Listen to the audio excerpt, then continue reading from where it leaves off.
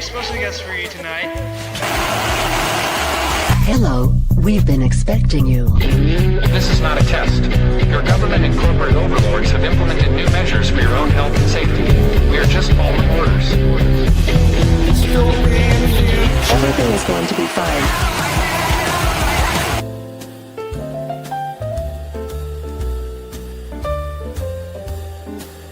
I'd like to introduce... Welcome, everyone, to another If by Whiskey. Jake, what's up, man? I'm feeling it. Yeah, it's good, man. How are you? It's the vibe, man. I'm ready to.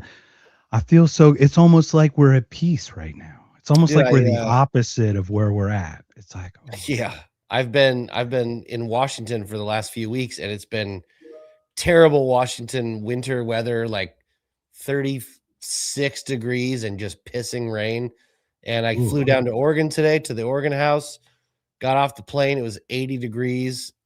And I was like, oh my God. My wife's like, you got to go take a motorcycle ride. So I just got back like 10 minutes ago before I jumped on here, took the Harley out, just dude, I would have canceled. Got the Chi all reset. Ready to fucking tear it up, brother. How are you? Dude, I would have canceled and I would have just pushed till tomorrow. We could have done some. We could just ridden it out and just really just enjoyed it. Because our show today, it's literally going to be a fecal festival. Now it'll be a fun time, man. It's probably going to be. We have people that like to watch. And I don't want to let them down, so we're here. We do. So yeah, somebody turn on the comments because I don't even know where people are at. Welcome everyone. Do I have that turned on? Everyone can see it, I hope. All right. So yeah, so we got a weird week. What I miss? Anything happened this week? I don't know, man. There's so much bullshit. I haven't been paying attention on purpose just because it doesn't seem like anything's changed. I will say I thought it was pretty hilarious. I got to show you this real quick. I saw this and I was like, oh, because we everything was going so good because the Dow was at 50,000. Well, yeah, it was 50,000, but since she spoke, I think she's a fucking curse. Look at this though. Our good friend Amity put this up today and was like, hey, can we prosecute Epstein clients yet? Because now we're at like 46.4 again. Yeah, now we can do it. If we get below 45, it's the limit, right? There's no distraction anymore. You can't be bragging that the Dow's at 50K. That's crazy, man. Well, welcome everyone to another If by Whiskey. I'm feeling dark, Mark, today, so I've got everything tuned down. Got the glass. I'm like you. Your motorcycle zenning. Well, look, dude. I live in Arizona. It's been 90, so lay off my back. I've had my air conditioning on since February, so just easy, bro. Easy. All right. We've had us Pacific Northwestern people. We really need the sunshine. So I'm happy. How do you get 80 in Oregon? That's amazing, man. And I know some people in outside Wilsonville, like 40 minutes outside, like Portland, Wilsonville. That's area. Totally different climate than where I'm at. They don't have air conditioners, right? And they get like super hot weather too every once in a while. So. Yeah, but where I'm at, we consistently get days over 100 in the summer. I mean, not like you do. Okay. But but still, that's great. Yeah, I'm 20 minutes from California where I am. Right. And it's such a varied climate. Like you're the hour from the skiing, an hour from the ocean, an hour from this, an hour from it's like this beautiful kind of hub and spoke kind of thing. So hell yes. So welcome everyone. Yeah. I heard we're in a conflict. I heard all we're doing is kicking ass.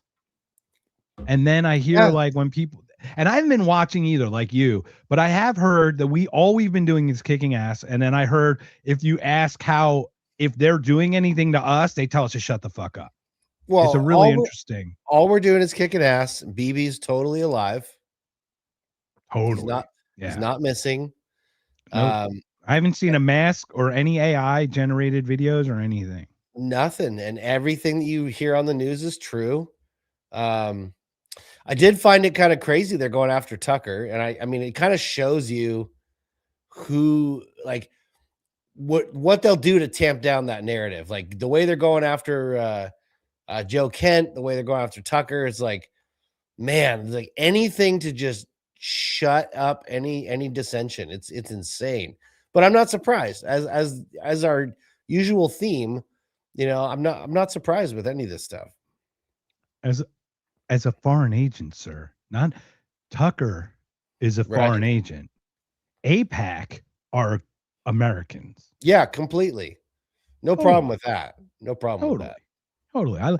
It is unbelievable watching Laura Loom, like all of them. It's just like it is. That's where I want to start today, because we have Okay. to start today, because this is where we're at, guys. We're in a world where this group of people, not a religious birth thing, it's not by blood, it's not by birth, it is a chosen ideology. It is a chosen thing. Just like you choose a party or choose whatever, you're choosing Zionism. You're choosing this. This is a choice. This has nothing to do with Correct. the X's or the Y's or the Z's. Okay, none of that. Now, I am a huge Twitter group. I have 2,228 whopping followers, sir. Whoa. Okay. Now, yeah. So you would not believe. I mean, I am this is so okay. So this is what's crazy about this whole conflict thing. We talk about Israel, right? And you talk about how whatever. Now, Dave Smith and a guy got into it on a back and forth, because Dave gets into it with everyone on Twitter. For sure. So I decided I like Dave. I'm on Dave's side on this because I'm anti-war in general. I do think this is the correct side. I find it impossible to like wrap my head around any of the talking points of the other side. So I put up that I'm just gonna put it up. Let me just post it. I don't know if everyone can see that, if everyone can make their screen bigger. I'll read it as well. Boy. Gad Saad. Okay. I wrote, Gad was a Mossad agent. He admitted it in his book.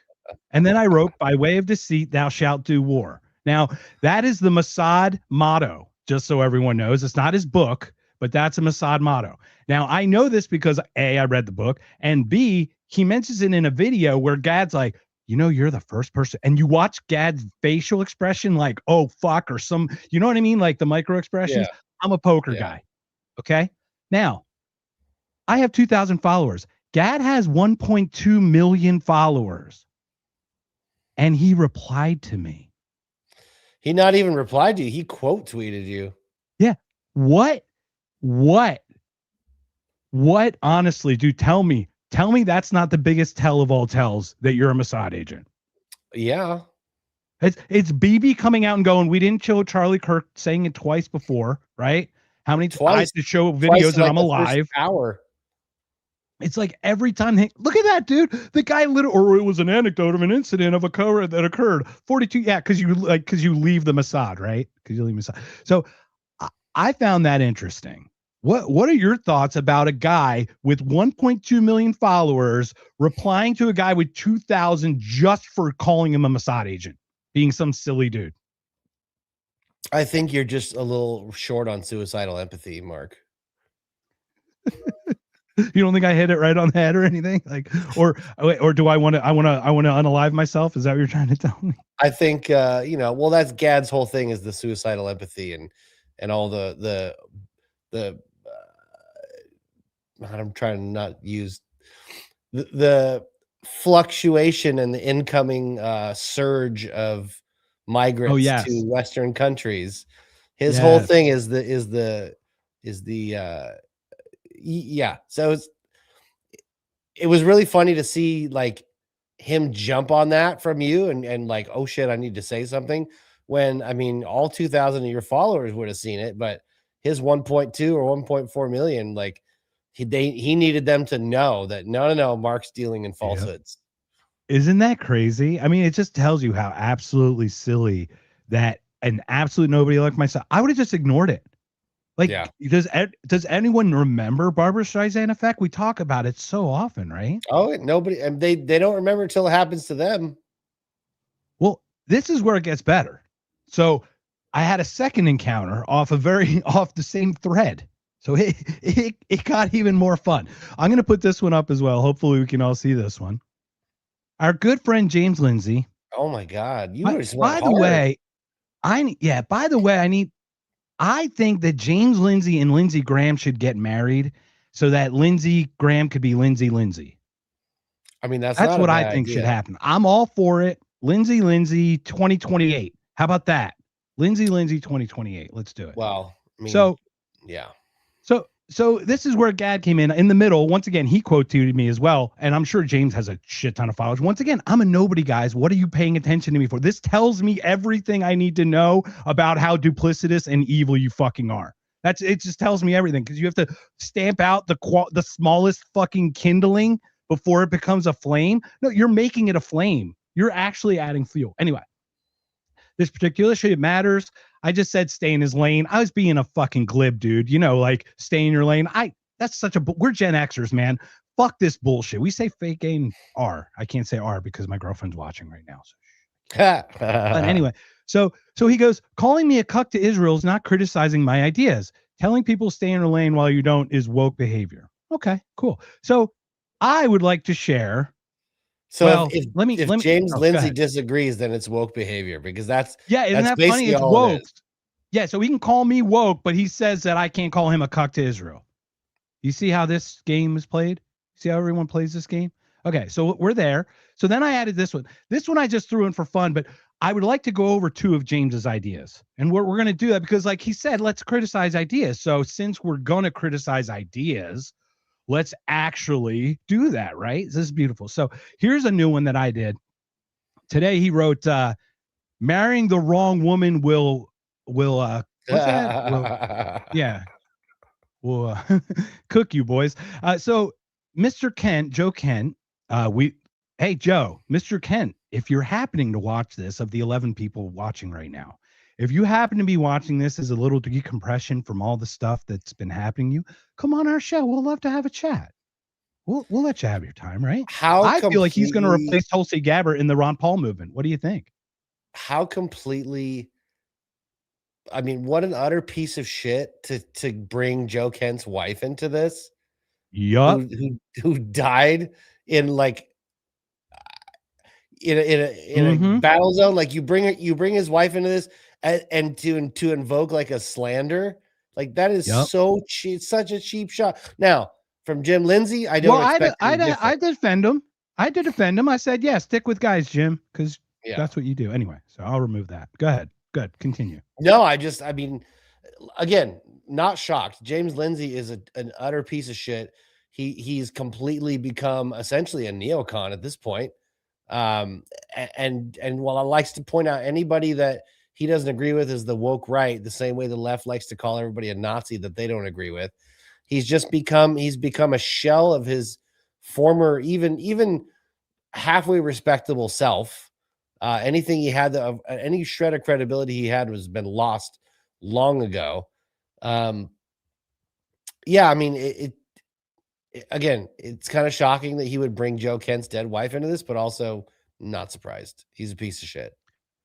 Yeah, it's really odd to me they would do that. But anyway, I just told him to stick with dudes. So, all right. So now that we have James out, like he's like, hey, he's decided to tell us to put up or shut up, I guess. I'm happy to put up. Like let's put up.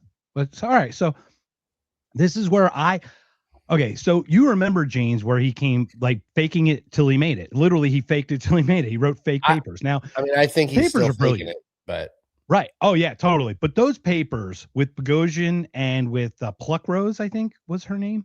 By the way, Aiming Up podcast. Brent Freeman had a podcast with her. I think it's Helen Pluckrose. I think I want to say that. I hope that's correct. It's off the top of my head. So, but I remember Peter Bogosian as well. They did a documentary about the whole, the woke dog culture. And all. Look, it was brilliant because it exposed stupidity.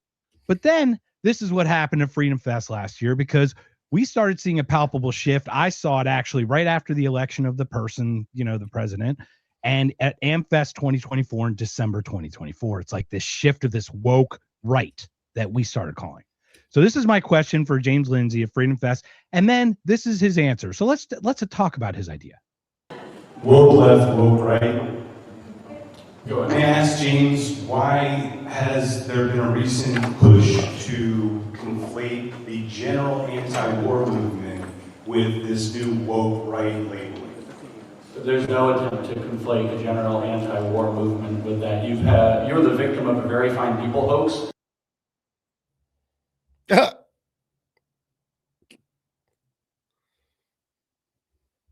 You're muted, friend.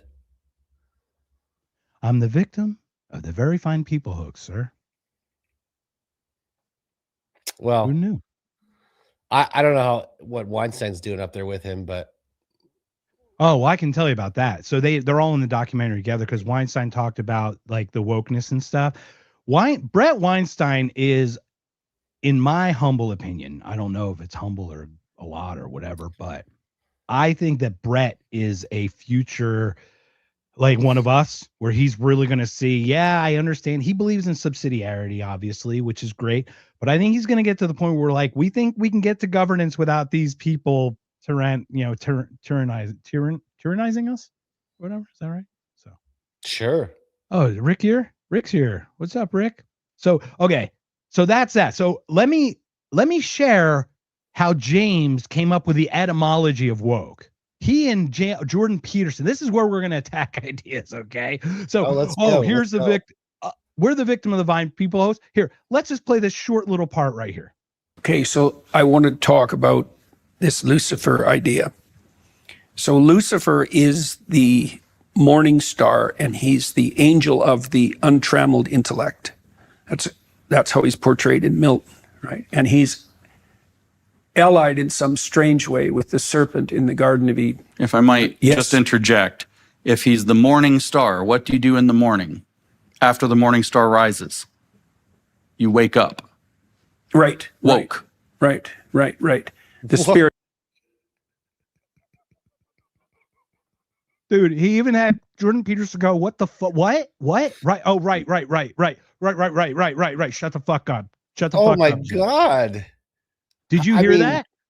Oh yeah. Yeah. This is the intellect who asked us to challenge his ideas, sir. So I'm challenging. I think he needs to get another blazer too. He only wears that blue one everywhere he goes. Yeah, and it's kind of getting dirty and disgusting. But he's dumpy. So it's like it doesn't, all those coffee beans he grabs with his fists and all the sword swinging, it's not helping. I gotta admit, it's not helping. He needs a diet. Anyway, well, without the tea. So is that crazy or is that just crazy?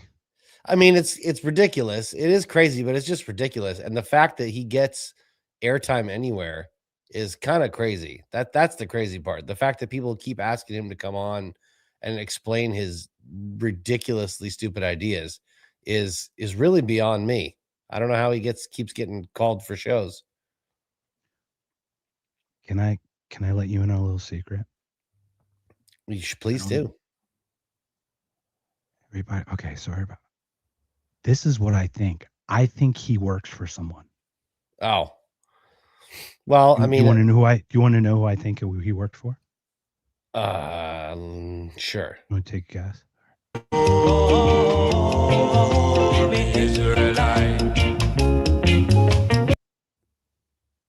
Had to do it, dude. I've been queuing this shit up because we didn't have a show, so I've been queuing shit up, just throwing whatever I could up there. So, yeah, I mean, I wouldn't be surprised. Again, nothing surprises me. Everybody, look, to get to that level where you're getting invited on those shows to sit with people and talk, you've compromised something along the way, and most of these people have compromised their integrity. That's generally the first thing to go. Yeah, they sold their soul. And yeah, it's really weird because like we talk about like faith and spirituality. Like I'm still open to any possibility that is. Like I'm against certain things and for certain things or whatever. But let's be honest, man, if there's a soul thing, if you sold it here, that carries with you. That doesn't go, it doesn't wash away and you start over, man. That stains your soul for good. You sold it. Like you've actively sold your soul. And you know when you've done it. People get sucked in totally you know what I mean? You can separate those two, right? Yeah. Oh, anyway. All right. So that was another. So I saw it. Okay. I caught James Lindsay, or I was with a guy who was who caught James Lindsay. I just saw this. I thought I'd share this with you. Lindsay, why don't you just admit that you're gay and then people won't blackmail you anymore? So I saw that, and then I totally forgot I saw him in a movie. We don't have a cow. We have a bull. All right, so just once again, this is what You have happens been when we queuing don't have a stuff up show, man. Jane, Lindsey Graham, dude. Come on, I am gonna bomb the fuck out of a country. That's their job to figure out the solemn, but we're doing it for freedom and democracy, and for women. Yeah, And he doesn't women. do anything for women. Like, yeah, I don't. Help me out, man. What is wrong with this psychopath? Power. You know, that's all. Power, connections. You don't want to give that up. Don't want to lose it. Apparently, I haven't followed closely, but apparently he is in a position to lose in a primary. He might get primaried, really. Nice. I don't want to speak out of turn here, even though it's more fun to do that. But I think that I read something about one of the challengers having enough something to challenge or primary him, or to at least get in there, run right? against him. That'd be cool. So Okay, there's nice. some sort of a sliver of chance that he doesn't get back. So you're saying look, Crenshaw didn't. Yeah, Crockett didn't. I mean, that was like an upset, right? That one was beautiful. That was just a beautiful one just to watch that. Yeah, that really was a shift. Mitch McConnell and Lindsey Graham went. I mean, that would be pretty sweet right off the bat. That'd be interesting if they get primary. And what we're finding now is primaries are where you really want to go. So what you do, regardless of what fucking party you are, like, you know how we know, regardless of the party you are or what you believe, you just go to the gerrymandered district that it is, and you fight for the primary of the one that's going to win the seat regardless, right? So you can fight Democrat, just win the primary, because the primaries are cheaper, it's easier entry, and it's like, you know what I mean? It's like easier than actually going as an independent against two big hitters kind of thing. Here it is. So some guy named Paul Dans is refusing to accept AIPAC and foreign PAC money for his campaign against South Carolina's Lindsey Graham, whom he is challenging in the GOP Senate primary. Dans and Mark Lynch are currently projected to receive enough votes for the race to be forced into a runoff. That's what it is. I like. So there's a chance. You make me feel good. Yeah, I like it. Hey, look, once again, Crenshaw's already out. That is crazy. If you're gonna come out and say you're not taking AIPAC or foreign PAC money, now you got to prove it. But if you can show the receipts, that's a step in the right direction at least. Yeah, and I can't see even AIPAC being like, yeah, we'll let you talk shit against us, because the whole point of them is they need your compliance. Yeah, they need you to bend the knee. Like, can I? Okay, let's shift to Joe Kent, because Joe. Are you familiar with what happened with Joe Kent, who he is, and all? Yeah, he wasn't really on my radar until this happened. Now. Yeah, can you enlighten us a little bit on who Joe Kent is, or what you know about him? Because I know very little, and you were in the military, so maybe you know a little bit about his military record or everything. I don't know a lot. I know he's from Washington State. I know that his wife died in I don't know if it was combat, but she died. It wasn't in a kind of one of the normal places either. I don't remember where it was. But he got out. I think he got more into local politics, and I could be talking out my ass, but Trump tapped him to be in counterintelligence when he won, and brought him in.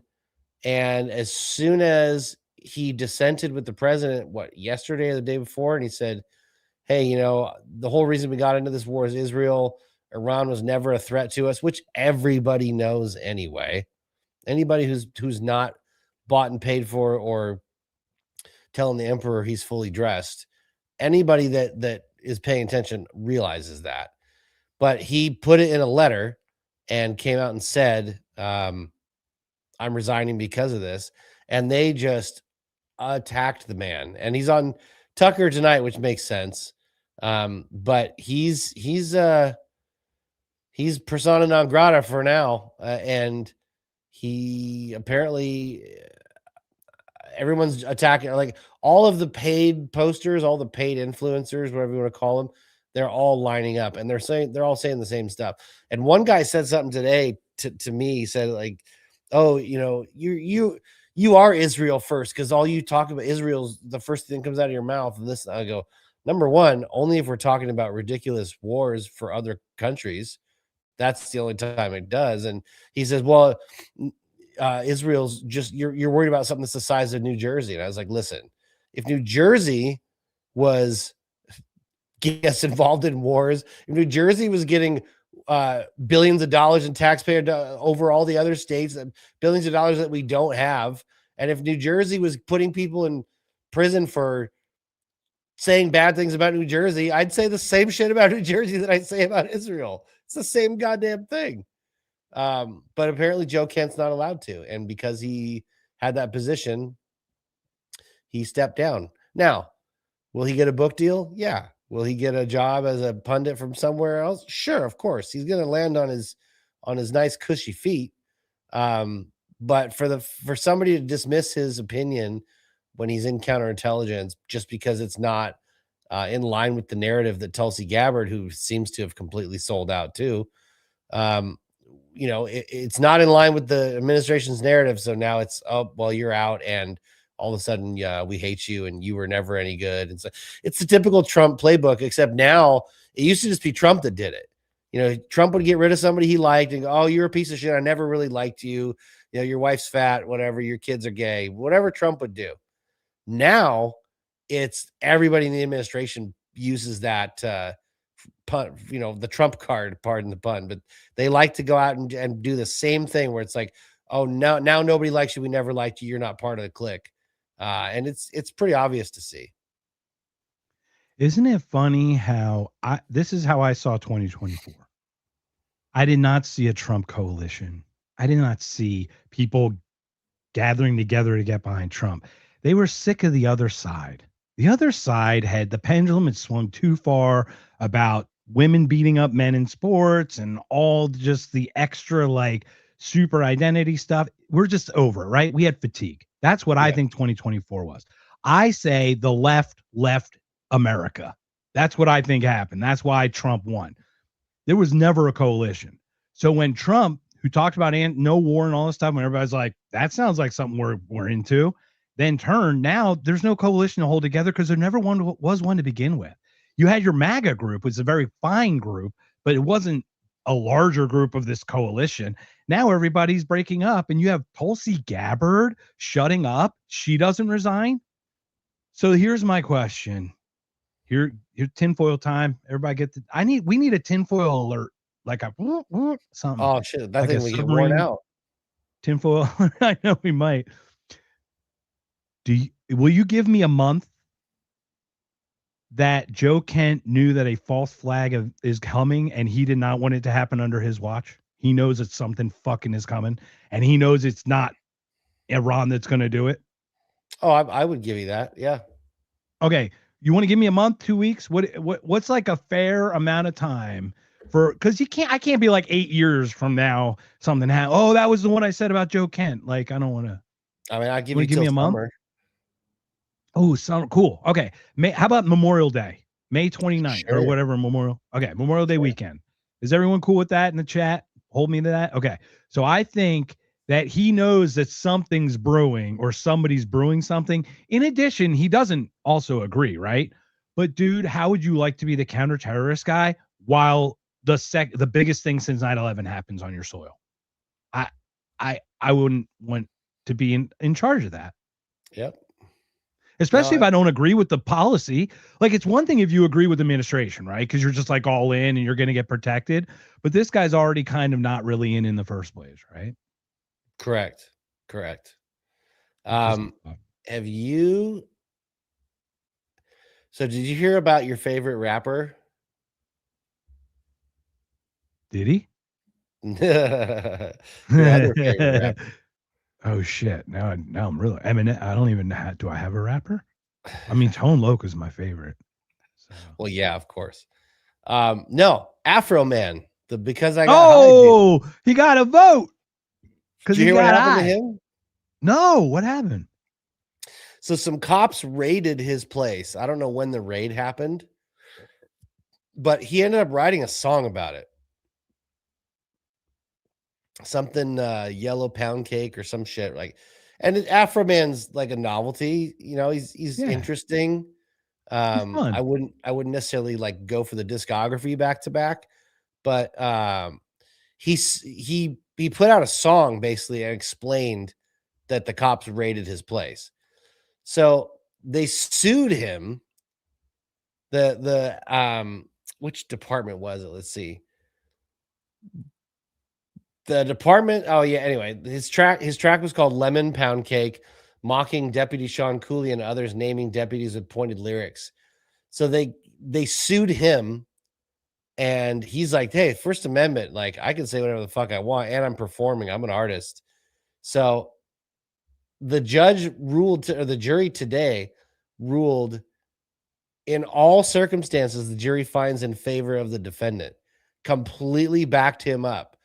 And so he was outside the courthouse, and I just thought that you would enjoy hearing. I mean, Yeah, can we play a snippet? Are we going to get whatever dinged? Give us like 5 seconds of it. No, this is good. It won't hurt anything here. All right. Yeah, we did it, America. Yeah, we did it. Freedom of speech. Right on, right on. Yeah, God bless America. Yeah, power to the people. Yeah.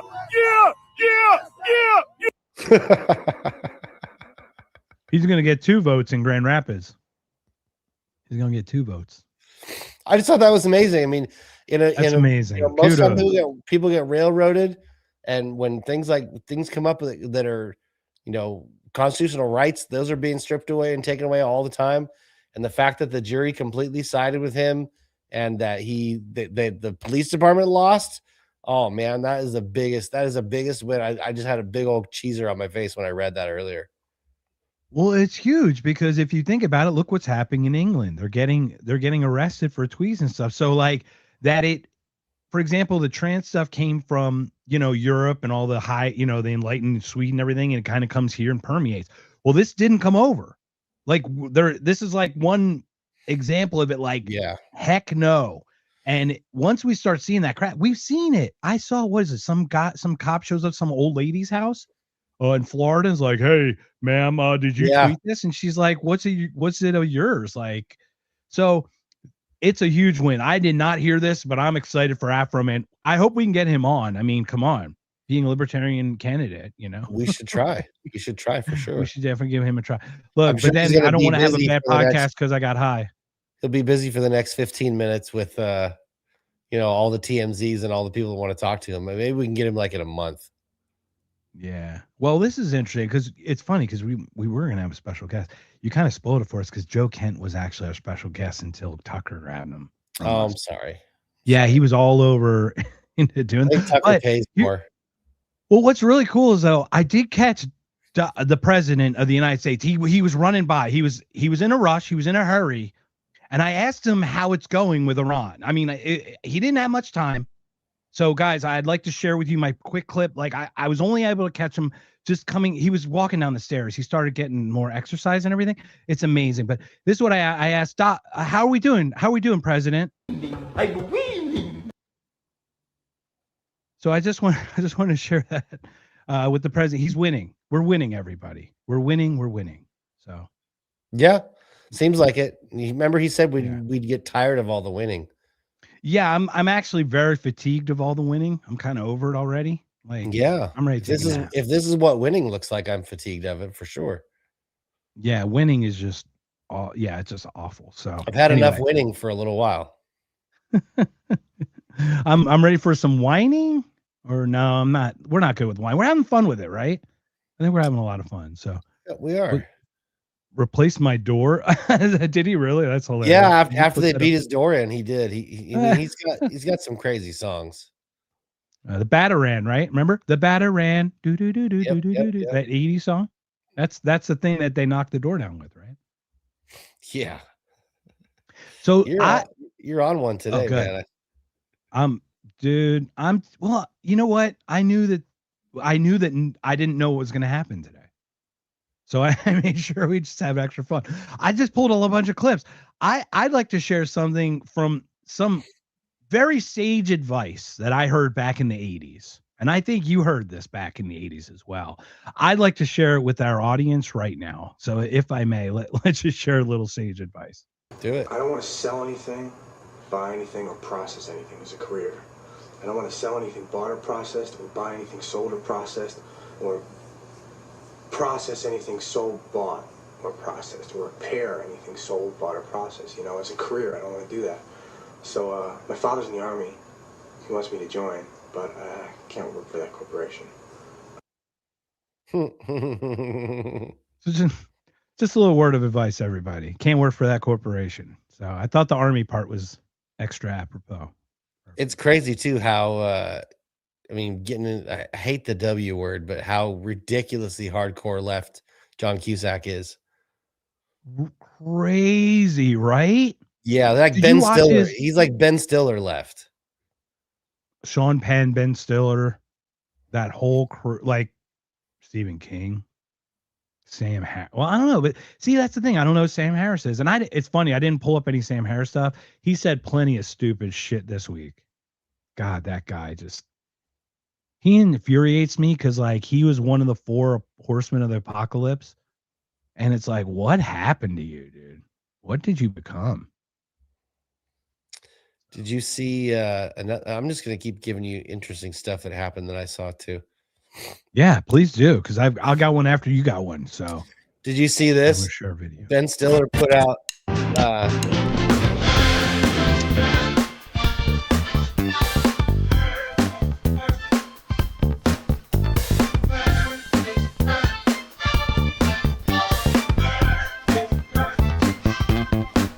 apparently he put out his own soda and nobody wants any of it. He did like a personal appearance, as you can see, and nobody cares at all.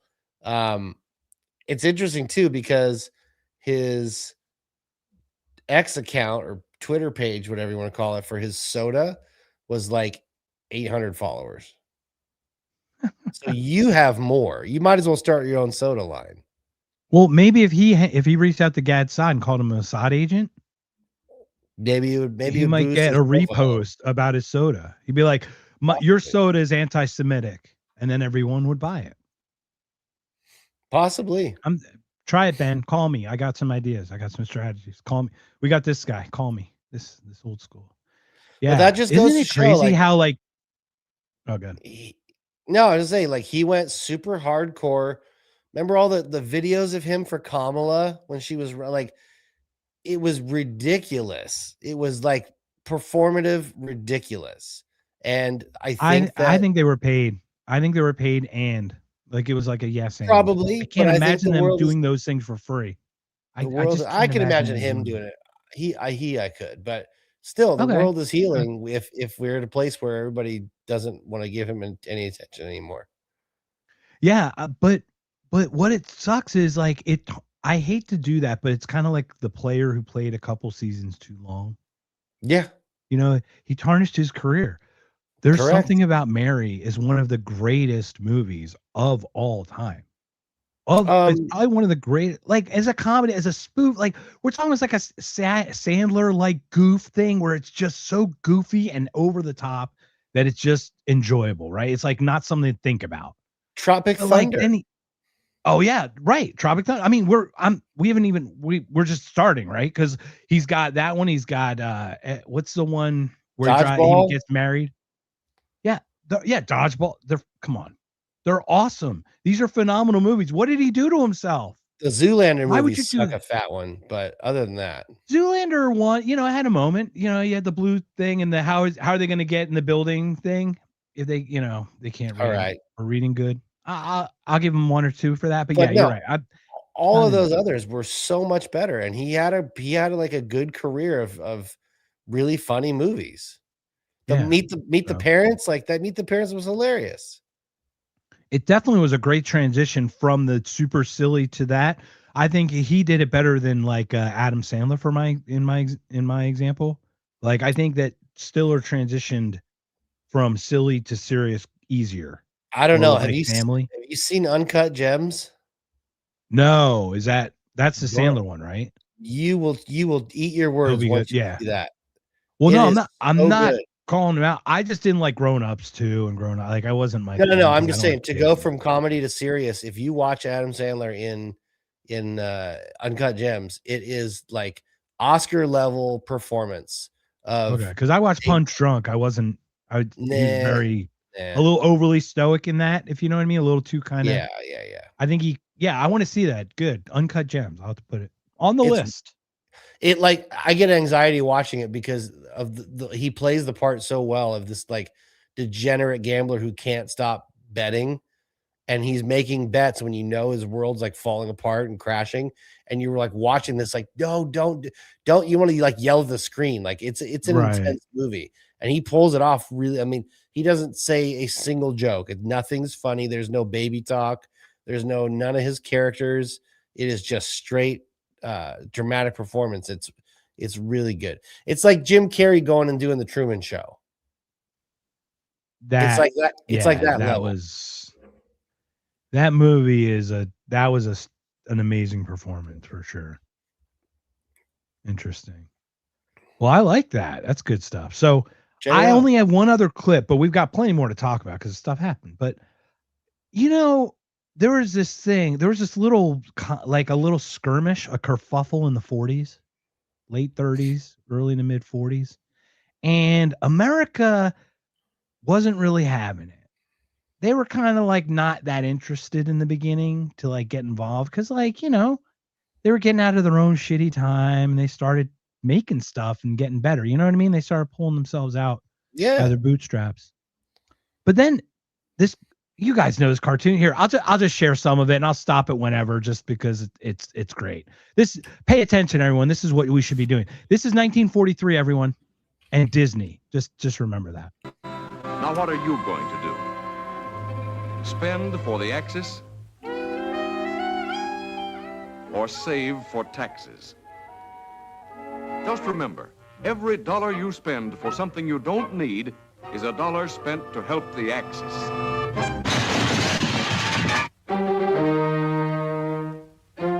That's right.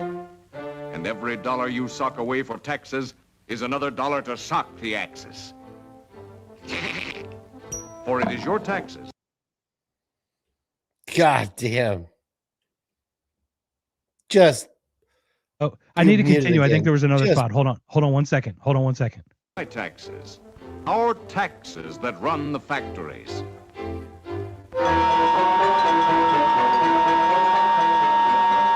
American factories, working day and night. I mean, just all right. I'm gonna. I'll let you. Yeah.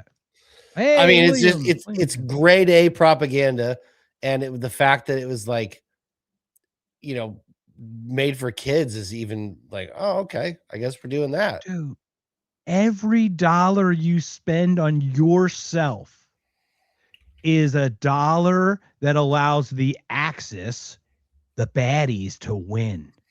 What the fuck is wrong with you? It's not that far. I mean, we're in the same place now. It's just not in cartoons. Isn't that crazy? Yeah, we're sitting here. I don't know. Anyway, William, howdy, sir. We're probably gonna have a shorter show than normal only because we had like 82 things happen within a day. So we had a guest and didn't have a guest and had two guests and didn't. It's been great. But the person we were supposed to have today, Valerie Lee, she is the president and CEO of Freedom Fest. And Freedom Fest is something you and I are going to be at in July 8th through the 11th. And we urge everyone to go to Harrah's and Link to hang out there. And the convention center is attached to that. You walk right into it from there. It all indoor, air conditioned, even if it's 120 outside. It'll be great. But Valerie's going to come on. She's actually launching a new website that's launching this week. So we wanted to have her live so we can do it live. So that's why we pushed to next week. And then we had a guest today that we had scheduled. We'll share it later, but she is now scheduled for the 15th of April. So we have that. We also have then after the 18th, we have Who's on the 20? Oh, 26th is Jacob, right? Winograd. So Yeah. 25th is Valerie Lee. The 26th is Jacob Winograd. Do you want to share a little bit about Jacob and how you guys connected about doing a podcast? Because I've spoken with him before, but you guys really connected on this last one. Yeah, I haven't spoken with him much one-on-one, but until recently, I'm a big fan of what he does. I really respect him a lot, and that's coming from somebody who's not religious at all. But his whole approach to libertarianism through like a biblical view is really fascinating. But I've seen him on Are You Smarter Than a Politician? I've seen a lot of his own interviews. He's had some really amazing people on there. I saw the interview he hosted with Dave Smith and what's that guy's crazy name? The Reason guy? The British guy. Yeah, the weird reason incel. Yeah, I can't remember his name. Right, but he's had some really good conversations on his show. So I reached out. I saw him and Jack Danger get into it on Free's show, and I reached out to host a debate. We had it scheduled and people needed to cancel, and so they canceled, and then they weren't willing to come back and try again. And Jacob is, and by people I mean not Jacob. So Jacob's going to come on the show and do a one-on-one interview, and I really want to get to know him some more and learn about kind of how he got into this and really just you know how we do. We like the origin stories. I really like to hear about how people arrived at where they're at, and I'm really looking forward to it. And we moved our show around a day so that we could have him on because he does a Bible study that night that we normally take. And so we're like, all right, we'll move it. We want to talk to you. Yeah, he had Amity on too. He's had Free on. He's had Brent on. He's had a lot of people on, and it's a good show. And he's very thoughtful with his approach, very measured in his kind of takes. But he's a full-on anarchist, and that's my dog. I love it. Yeah, he's a mechanic. Well, Jason and I were on a show, and then we also Jacob and I did an 8-part the Provoke series with Scott Horton. And then we had him on. So that was a great thing to work with him and actually collaborate. And like every week for 8 weeks, dude, that book is hard to read. And getting 3 of us with Sean Collins was the other guy, Buds in Reality. The 3 of us did an 8-part series, and it was like hard to get our parts together. But man, we made it work. So it's tough, especially with Scott's work, because it's just information. It's not a story. It's like, bleh, it's like facts, figures, dates, quotes. It's not like a story to tell. It's just the story's there with what's said. You know what I mean? With what happened. So you actually speak to it. So I think we have William on. We have Amity on the 1st, right? So we have Jacob on the 26th. We got Amity on the 1st. We've got William on the 8th. Is that correct? I think. William, if you can confirm that. I believe it's. And we've got our new person on the 15th, and then we've got a guy named John Graham on the 22nd. This guy's really interesting. He reached out to me on LinkedIn, but did you see any of his life? Did you see just any at all sprinkle yet? Have you looked at all into his stuff? No. Oh, cool. It'd be interesting. The guy's lived like a life. He's like old, but like dodged bullets and did this and ran this. And it's just one of these weird, crazy life people. I'm curious, like you, origin story, man. Spin me a yarn, man. Tell me a story. I'd love to hear it. I don't, so anyway.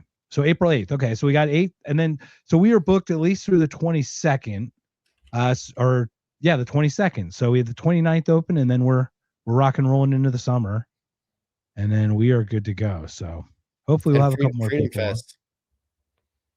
Yeah. Freedom Fest should be pretty awesome. So, all right. Well, if anybody has any questions in the chat, feel free to shoot us up, because I have no more material, but we certainly are here for a chit chat, maybe a few more minutes. We'll cut it to an hour or something. But do you have anything, Jake, anything on your mind you've been thinking of that you want to share? No, I mean, I've just been fighting this cold, but I'm finally winning the battle. You can probably hear it in my voice still. I'm fighting the battle, but I'm about out the other side. And I think a couple more motorcycle rides this week are going to do me right to get my chest cleared up. Oh, look at Rob. Welcome, Rob. No I love question. me some Rob Yates, man. I do. Yeah, Rob, we got to get you back on. I might be going out to North Carolina later this year to go hang with Rob. Oh, nice. That would be awesome. Yeah. Yeah, Rob's good people, man. Every interaction I have with him is always just full of like respect and admiration and love, and you know, I love everything he's about, and it'd be really cool to spend some time with him. So I may end up doing that. As But we got someone Freedom who does Fest not too, know so Rob at all, yeah, and I don't know Rob at all, but man, I will say something. I don't know. It's like he's the biggest promoter that I've seen of everyone, if that makes sense. Like, yeah, he yeah. reposts everyone else's stuff. If he sees it, he's reposting it. It's like, that's real support. That, like, I'll admit there's times when I don't have that energy to go through and try to, but you try to like everything and try to help your friends. Rob always comes through and is always kind and reposting stuff. So I want to thank him for that. And that's really awesome. So anyway, so we love you too, Rob. What's the But, craziest? yeah. What's the craziest job you've ever had? My craziest job? Yeah. Oh boy, that's a really good question, man. I mean, I'd say like cover band, but like I wasn't, you know, it's not really a job. I mean, it's like a paid hobby to an extent, you know, but probably a pilot. I was a sightseeing pilot around Philadelphia. That was fun. That's not, I mean, that's not wacky or anything. I mean, that's a kind of a crazy No. job. It'd be cool. It's like a unique, I'll have to think about, what about you? What about you? I'm one of these guys. I worked this job 11 years. My last job was 9. I'm one of these guys that just kind of gets into something and just does it. You know what I mean? well, I've got a pretty crazy story if you want to hear mine. Yeah, I'm all ears, man. So growing up in Southern California, my dad was in construction for years. Then my parents opened restaurants. By the time I hit 18, I really wanted to have like I'm out on my own 2 feet kind of thing. And I want to do something different. So I found literally an ad in the paper. That's how old we are. There was an ad in the paper for a job that paid daily. Now looking at it now, I'll be 47 this year. It had all the red flags of scam. But at 18, you're like, paid daily? Fuck yeah, let's go. So I went to the job interview. It was a warehouse in like Calabasas, California. And in this warehouse was boxes and boxes of stereo speakers. Okay. The story goes, no, you did not find them off the back of the truck and had to sell the van full of stereo speakers in the It's better than that. It's better than that. Oh, beautiful. Okay, I'm all ears. So they tell the story. I'm like, all right.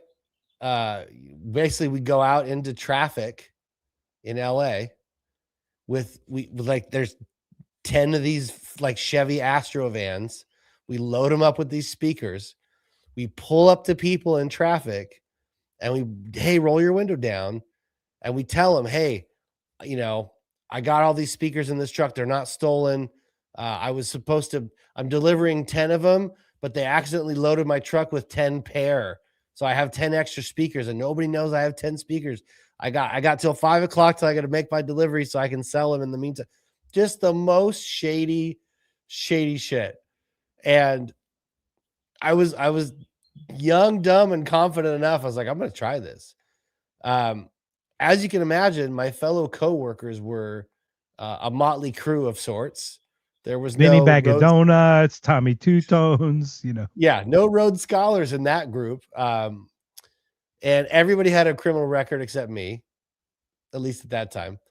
So I did it. I jumped in and we would drive around all over LA every day. I did it for months and there was contests on, you know, whichever van came back empty first, all cash money.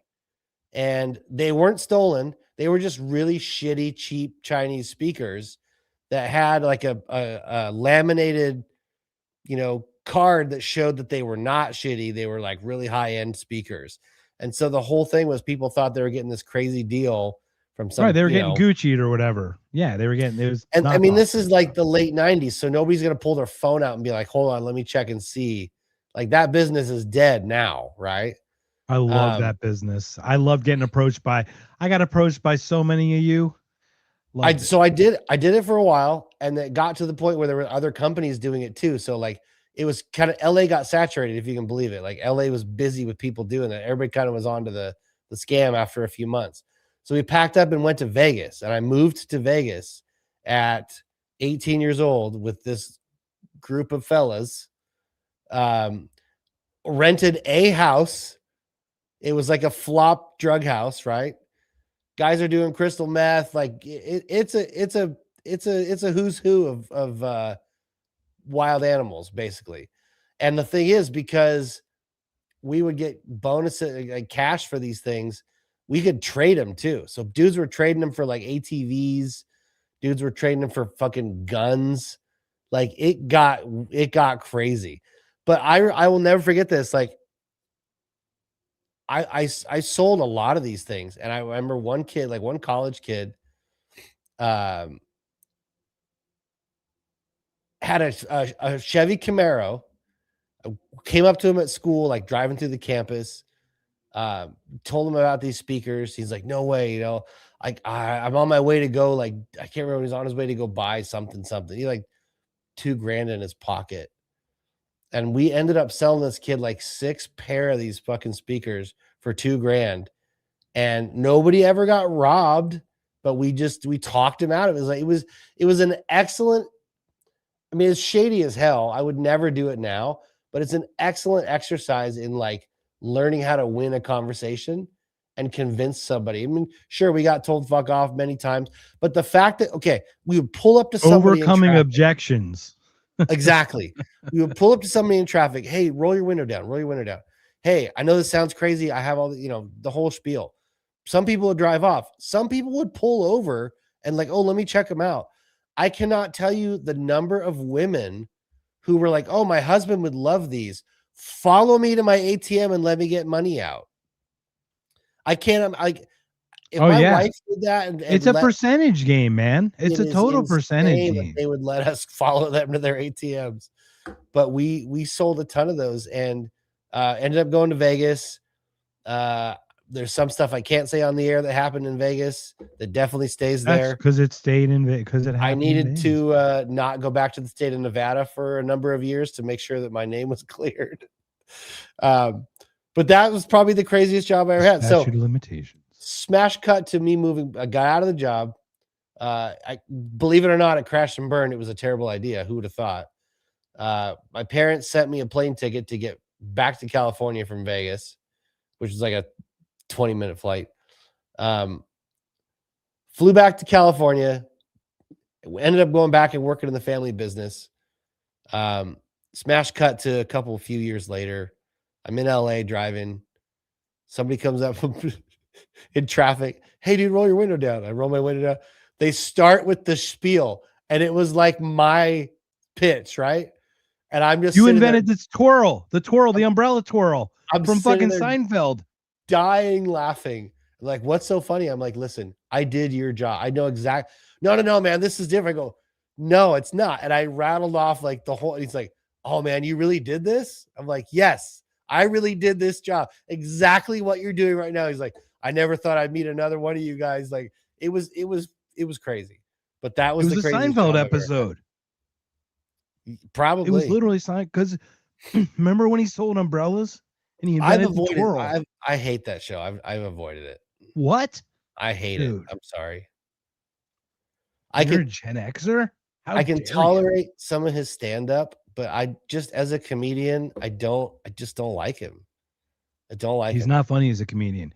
He's funny in his stupid circumstances because we didn't have cell phones back then. We didn't have pagers. We didn't communicate, and that shit really happened. People didn't believe it. People didn't believe that you couldn't just beep, bop, boop, bop, boop. Hi. Like that shit just didn't happen. You had to go, Seinfeld 4? Seinfeld? I yell Cartwright. No one answer. I hang up. It's like the same thing. There were far better shows than Seinfeld. So it did remind me of a very short job I took while I was actually a pilot. So would you like to know how much I got paid to be a pilot, to fly people in a heavy aircraft, certified and all that around Philadelphia? How much an hour I got paid? Now it has to be the engine running, not all the pre-flight, all that stuff. The actual engine time, which is like 38 minutes or so total. How much do you think I got paid per hour? $35. $8 an hour, sir. 8. What? And I was a pilot. Yes, sir. I think it was 825. But still, I just wanted to share. And that was in 1998, 97. Are you a Wright brother? Like, how did you get? Well, back in my day, the gammies came over and we went around the circle, around the thing. Oh, holy mackerel, who would think we could have a flight? Who would think man could fly? I don't know, man. That's how it was. They didn't pay you shit. So anyway. Yeah, Alpha's definitely. Oh, come on, Melmac. That's like 8. That's even before. Seinfeld's 90s. That was 80s. I think Seinfeld was 89. So they are different eras. And Mr. Belvedere and Alf were awesome together. I can't believe you got paid $8.25 to fly a fucking airplane. Yeah. That's probably the craziest one. I washed planes and I flew a plane. I ferried it over because they were selling it. And that's the one where the piece of the plane broke off in flight. Yeah. And I come back to next week and the doors are locked and they never paid me actually for like the whole summer because like they were always behind. They literally fucking went wheels up, didn't tell me anything, almost killed me, and then said, hey, you're not going to get paid. So that was a good time. So is that why you don't fly anymore? No, it's a near miss that I had like a week later. That was like, oh shit, this shit's not good. Like, so there was a guy who was about 82 years old and he literally came. I'm a high wing. So my high wing, I can't see up. He was a low wing and he went, whoa, missed me 10 to 20 feet. And I heard his engine over mine. Oh, and when I landed, I almost punched him out, like literally. And then I reevaluated my flying career very quickly. I would have too. But after that, I had this shitty job. I did one of those direct marketing jobs where they take you in a van, kind of like what you're talking about. And it's the opposite. They put you in a van and they drop you off in a neighborhood and you have like little coupons you need to sell door to door. And it's the same shit. Like, hi, I've got tickets to the Phillies or some bullshit or whatever. That shit, that is some hustle work. You want to learn how to sell. Just like your point. To your point, it's the same thing. You got to find ways to grind, like make excuse. Hey, can I have a glass of water just to come in? You know what I mean? Like all the different like. Dude, I sold timeshares for a hot minute too. Nice. Tell me about that. What's the coolest like story about that you have? Anything to not like do like as a male, I think, unless you're like really enamored with your family. Like I wanted to do something on my own. I didn't want to do like the family business, which I ended up doing. And then I ended up opening my own company with, what my dad did. And it was very successful. But at 18, 19, like I wanted to be my own man. So the only interesting story from selling timeshares is I learned how to write upside down. Very cool. When you're sitting there telling somebody a deal. Yeah. You're looking, you want to keep eye contact. Yep. If you're flipping that paper around a bunch of times, it's more opportunity for them to be like, it's like a shiny metal object. Yeah. It's like rejection. It's like a constant rejection or something. Plus it's a cool party trick. If you can sit there and write upside down, they're like, oh shit, that's kind of cool. And you're like, oh yeah, I do this all the time. There's a basketball player for the Sixers named Anthony Toney. And I have his signature. I think he was on the team that won the 183 or something, but he writes his name backwards. Oh, nice. So you hold up in a mirror and it looks normal. You're like, oh, that's so cool. I mean, I can write upside down with my right hand better than I could write correctly with my left hand. Oh, very interesting. Yeah. I used to be able to write and now I have, it's atrophied for sure. It might be Parkinson's. I'm not sure. Isn't that amazing though? Like, so my band and I were just in the recording studio the last few days. Oh yeah. You guys had 3 days of it. Tell me about what's going on with that. We just wrapped it up yesterday. We went into the studio with literally zero preconceived ideas. No expectations. Like, let's see what happens. We wrote 3 songs and we got the foundational pieces tracked. We got to go back in and do some more stuff. So we're about probably 30% of the way with 3 songs. But that's when I write pen to paper. I can't write lyrics in a phone. If I'm taking notes at a meeting or something, I can do it in a phone. But if I'm writing something that I need to kind of go back and look or scribble, I lose my motivation. I lose my vibe if I'm trying to do it on a phone. But Other than I put a handwritten note in my daughter's school lunch every day. Other than that, the only time I really write by hand is when I'm writing lyrics or like scribbling a couple notes down. But that most of the time it's writing lyrics. And every time I go and back and look, I'm like, did I have a seizure while I was writing this? Like, what happened? And it's because Dr. Jake. I've typed for so long now that you're right, it atrophies. It definitely does. Yeah. I write in all caps. I do too. And I write like a psychopath. Like I think if you took my handwriting to like one of those analysis people, they're like, oh, this person needs to be imprisoned, I think. When I was a kid, my dad wrote in all caps, and I thought it was the coolest thing. And I was like, I want to. So I started doing it in high school. I got a bunch of trouble for it, but I just kept doing it. And so now, I mean, I can still write with lowercase, but it does not look good. That's a lie, by the way, because he doesn't have any OnlyFans girlfriends. They don't even like him to that extent. Come on, Rob. Who are you kidding? That's hilarious. Anyway, okay. Speaking of phone stuff, or just, you're right, like the tactile, something about the tactile helps with the creative flow process, because I think your whole body has to be in tune with the current of creativity. It helps me remember them better too. If I write them down, I can remember them better. Yeah. And different color pens and different like writing utensils, different paper help you remember different things. It's really interesting. I've seen it. Like I used to take notes in different pen for every different class, but it didn't help because it's not like I ever read them again. I just wrote stuff down. But so I just saw an amazing movie. Speaking of like the the lack of this connection, I guess, because of phone stuff, right? We're talking about like the phone has like it's just a layer between like the personal touch. Okay. It's called Good Luck, Have Fun, Don't Die. Someone told me about it the other day. Okay, dude, was that the freakiest freaking mood? It hurt my stomach. I was so uncomfortable watching the boyfriend with the girl, with the princess. My homie Rich that's on here I sent him a trailer. I was in the middle of watching. I was like, dude, you have to watch this movie. Sam Rockwell is a fucking genius. That guy. He's so good. Holy shit, is he good? Everybody in that movie is good. That is a great, and it's like, we're not that far off. We're like right there. Well, you know what's crazy too? As soon as that opening scene started, I was like, oh, that's the diner from Pulp Fiction. Yeah. Honey Bunny. Yeah, it's the same. It looked like a Denny's on 7th Street up here, 7th and Camelback, but anyway. That's the same place they shot Pulp Fiction, the diner scenes. That's funny. Yeah. And a pretty cool twist. I mean, you knew something was up with, all that. I don't want to give anything away, but gosh, sure. It was that good. is a movie to watch, right? Holy mackerel. Was that like just dystopian and real? And what we do is like, we buy movies quite a bit because, I mean, if you think about it, I can go buy a movie for streaming for like $20, and it's $20 like a ticket to go to the movie theater. And everybody now has I have nice big sound bar, 75-inch TV, so you can cook dinner. Yeah, I can pause it, steaks, or do whatever you want, burger, anything you want.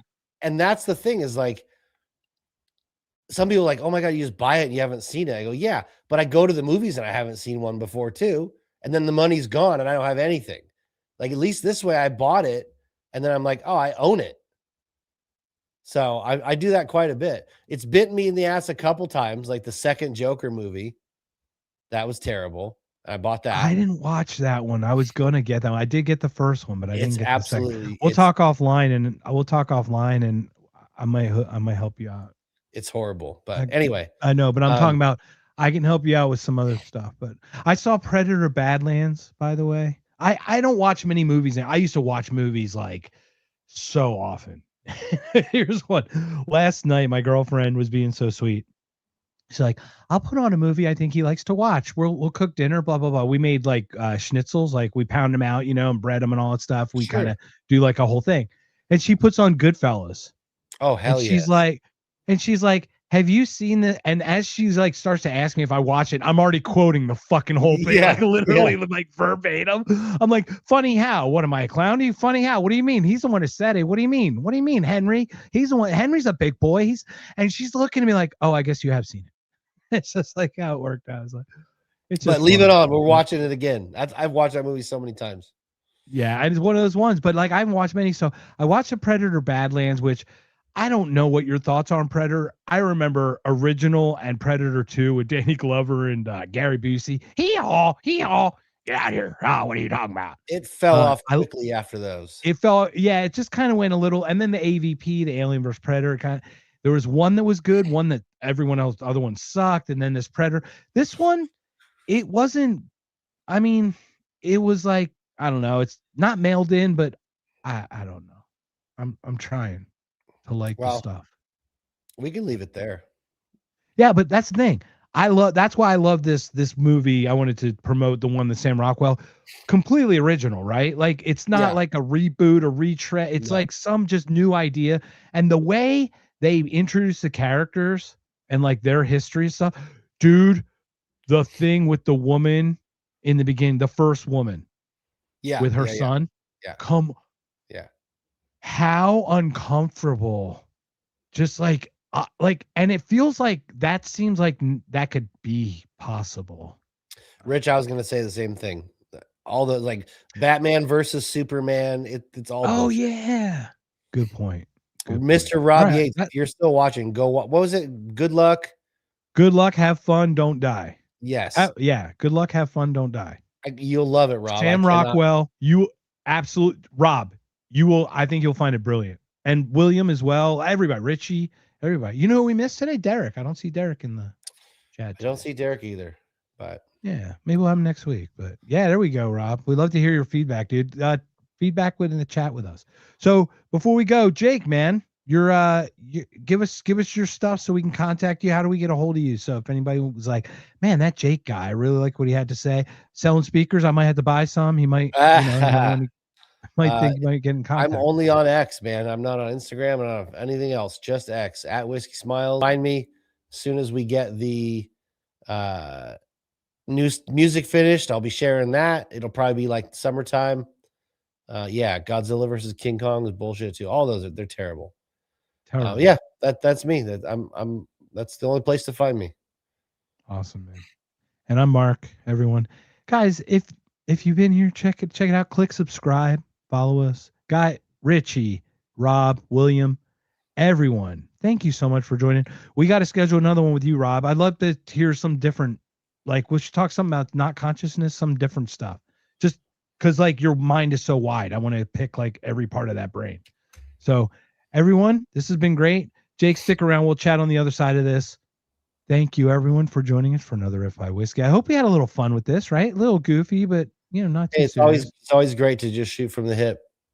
Yeah. Next week's gonna be great. Valerie Lee on the 25th on Wednesday, Jacob Winograd on the 26th. Everyone, thank you so much. Mystery Science Theater 3000. We will talk about that. That's what we'll do. Maybe we'll watch a movie and we'll Mystery Science Theater 3000 it. That would be so cool. All right, guys, gentlemen, everyone, have a great night. Take care, everybody. Thank you, everybody, for joining us on this Wednesday night. This has been If by Whiskey, and we hope you have a wonderful, wonderful evening. Subscribe to If by Whiskey. Fuck Liberty Lockdown. Subscribe to this show. No, come on!